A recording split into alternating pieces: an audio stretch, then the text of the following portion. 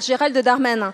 Monsieur le ministre, alors que la police et la gendarmerie multiplient les arrestations d'envergure sur le terrain, la mobilisation de Mayotte pour soutenir l'opération Wuambushu ne faiblit pas. Des milliers de nos compatriotes ont encore défilé ce week-end à Aqua dans le nord de l'île, mais aussi à Lyon, Marseille et Saint-Denis de la Réunion. Cette extraordinaire mobilisation citoyenne mahoraise traduit notre aspiration à vivre en sécurité, notre reconnaissance pour les efforts déployés pour nous permettre de retrouver une vie normale. Cette mobilisation traduit aussi notre gratitude pour l'écoute et pour la solidarité pour Mayotte, exprimée ici, au-delà des clivages partisans, mais aussi dans les médias et lors des manifestations. Être enfin entendu, que nos compatriotes nous comprennent est capital.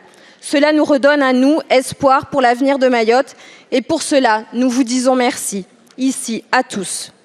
Cette mobilisation citoyenne porte aussi la dignité et le courage d'un peuple face aux mensonges du président comorien qui encourage implicitement la terreur et qui nie notre souveraineté nationale à Mayotte.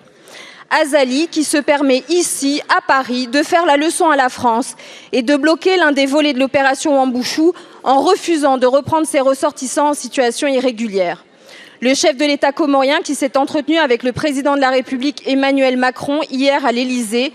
Ma question est la suivante, Monsieur le ministre. Ces négociations diplomatiques ont-elles abouti? Les Comores vont-elles enfin permettre les reconduites à la frontière?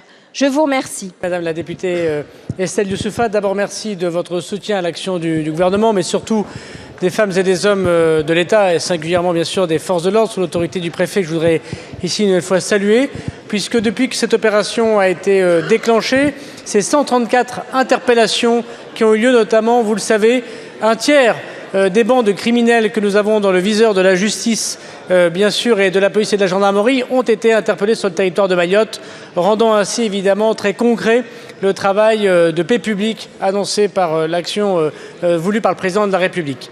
Destruction d'habitats illégal, interpellation des fauteurs de troubles et des délinquants, et évidemment reconduite à la frontière pour plusieurs pays, le Sri Lanka, Madagascar, l'Afrique des Grands Lacs et bien évidemment les Comores. Depuis une dizaine de jours, vous l'avez dit, les liaisons maritimes, mais pas aériennes, avec les Comores sont arrêtées.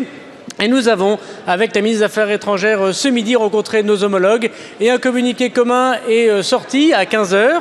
Je vais vous en donner lecture, puisque les deux délégations ont réaffirmé leur volonté de lutter contre le trafic et contre les placeurs, y compris par la reprise des liaisons maritimes, c'est-à-dire que les liaisons maritimes entre les Comores et Mayotte vont donc reprendre. C'est grâce à l'action du président de la République qui hier a notamment reçu le président Azali. Le travail que nous menons à Mayotte pour la paix publique va pouvoir continuer. Et je vous l'ai dit, Madame la députée, nous laisserons autant de temps qu'il est nécessaire les policiers, les gendarmes qui tous les jours font ce qu'aucun autre gouvernement n'a fait pour Mayotte, les Mahorais qui en ont bien besoin. Je veux leur dire à travers vous, à travers le député Mansour Kamardine, que de Mayotte, nous entendons leur soutien et nous les remercions évidemment pour cela.